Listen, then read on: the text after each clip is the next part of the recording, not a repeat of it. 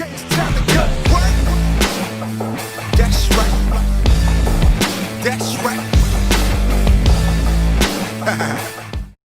Hey, what it do? This is Mongo Slade. So, we got to talk about Randy Orton and his mask.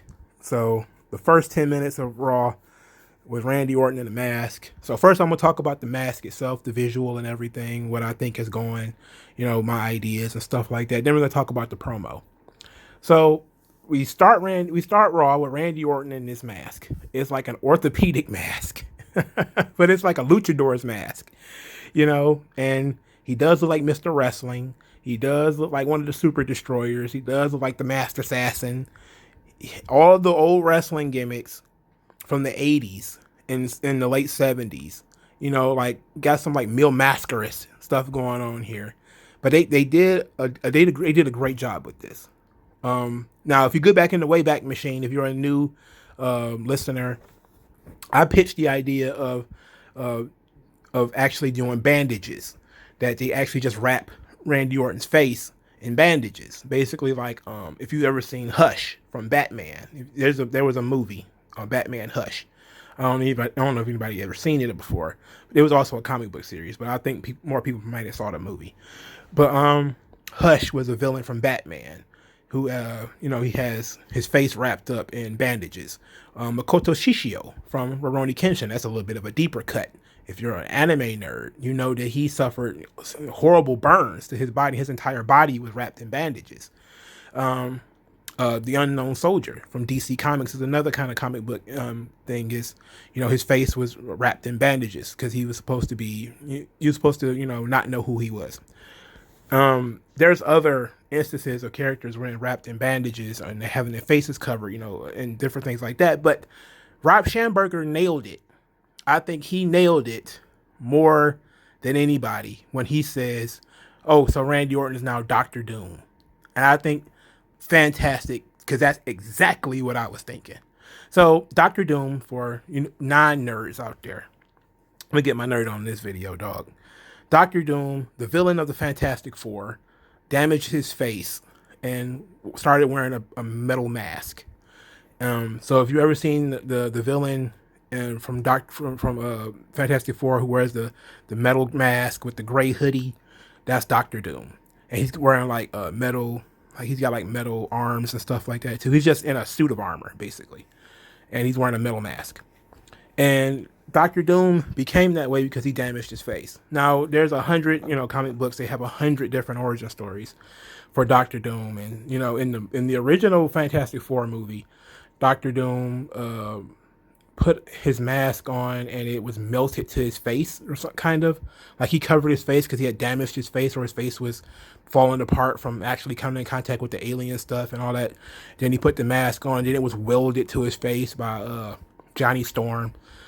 But no, I think in the comic books he's just covering his face because he's obsessed with his own looks and stuff like that. But we've seen this kind of thing before, like Dash and Cody Rhodes was another one where you had face damage and it was more psychological. Kane was another one, right? So you have that question of that, is that where we're going with Randy Orton? That the scars and the actual burns are not that bad, but we're going psychological damage with it. And it seems like that might be where we're going. Now, personally, I loved it. I know it's like everything, and I shouldn't need to say it, but it had a mixed reaction. Mostly positive. Mostly people was having fun with it, which is a good thing. I loved it personally because it was something new. It was something fresh for Randy Orton. This is a guy who's been around 20 years, and they're still finding new things to do with him.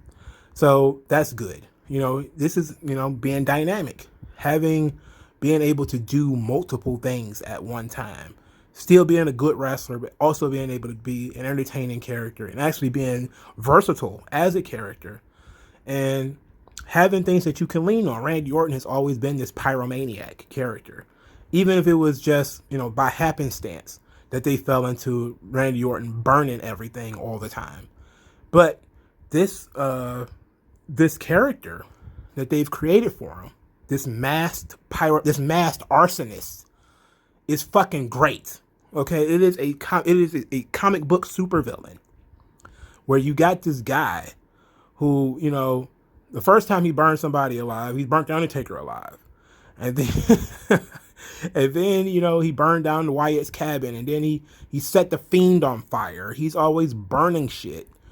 And now the fire has come back on him. You know, the fire reflected back into his face. And he is now more obsessed with fire than ever. And wearing a mask to boot. So it was great psychological stuff. And there's a lot there when it comes to like fire being pure, you know, purifying things. I said this when the Fiend got set on fire. That there is something about burning things that makes that purifies. That's why you burn witches, right? When you when they used to go witch hunting, they used to set witches on fire to make sure that they burned them. It was a good way to get rid of anything, is to burn it. You know, you might not be able to crush it, you might not be able to stab it or shoot it, but you can damn sure burn it. So and that's most things, you know. So that's the purity of fire. So Randy Orton has met the purity of fire that he's given to everyone else, and now it's been thrust upon him. So that's very fucking interesting to me. You know, I love that angle. So let's talk about this promo now. So the promo was the first maybe 10 minutes of Raw. So he says the voices in his head are louder than ever. That, you know, these burns that he's suffering, the pain, not being able to sleep because all he sees is the fireball. So, you know, all of this is his damnation for showing compassion, because he had the opportunity to set Alexa Bliss on fire and he didn't do it. But he says he's lucky and it's only first degree burns. But, you know, he also doesn't blame Alexa. He blames the Fiend. You know, he says the Fiend is trying to stop him from stopping him from winning the Royal Rumble. And that, you know, all the guys in the back are probably so excited that he was set on fire, that he was burned, because he was the toughest competition, and they knew he was going to win. So he's glad, but he's staying in, you know, because even though it hurts for him to walk around, it hurts for him to fight, it hurts for him to compete, you know, but he's starting to enjoy the pain. It's fueling his desires even more, and he's going to burn everyone's WrestleMania dreams to ashes. And I think that's great. That's super villain shit. Like, when this whole thing started, I naturally thought, okay, they're probably going to turn Randy Orton face. But it seems like they're making him more of a heel than ever. Right?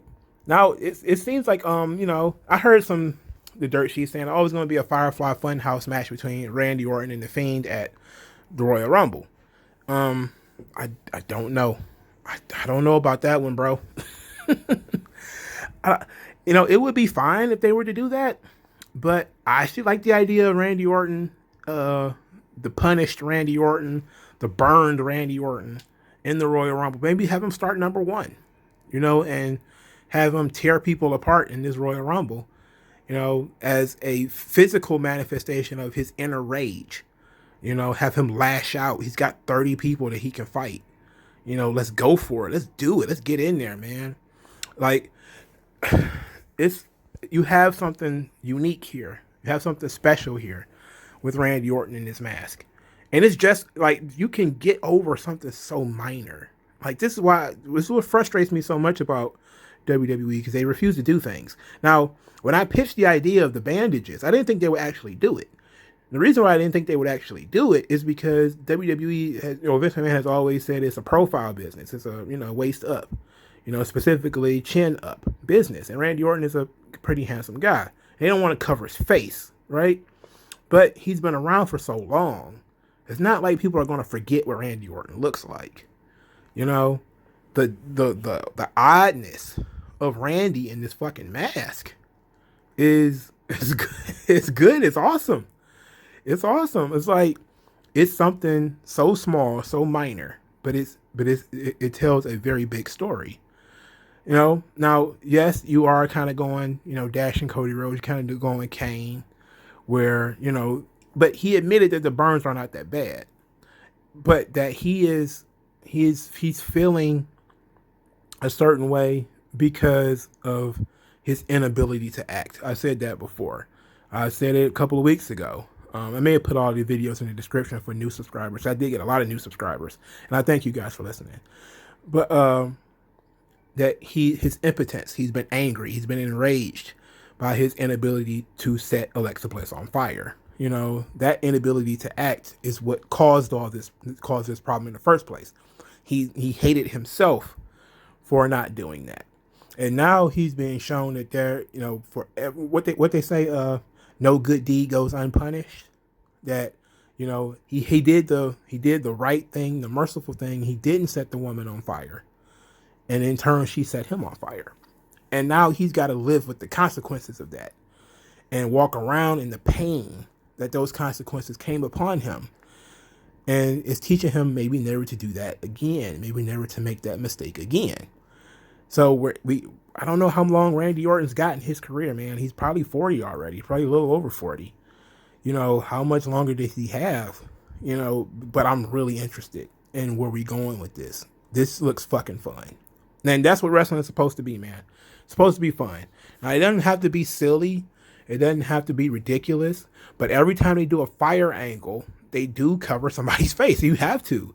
Why else would you not do the fire angle? You know, unless you're going to do bandages or something on the face, why wouldn't you do it? So this is not completely out of the ordinary. It's not completely ridiculous. It's not, you know, like other parts of Raw. This felt grounded. It also felt comic bookish, and I loved it. You know, I thought it was great. Let me know what you guys think in the comment section below. Spread the good word of 3 Count commentaries. Send money if you can. I'd appreciate that. But I also settle for a like and a subscribe for anybody who is not liking or already subscribed. And I thank you guys for your time and energy, man. And I'll talk to you guys later. Yeah.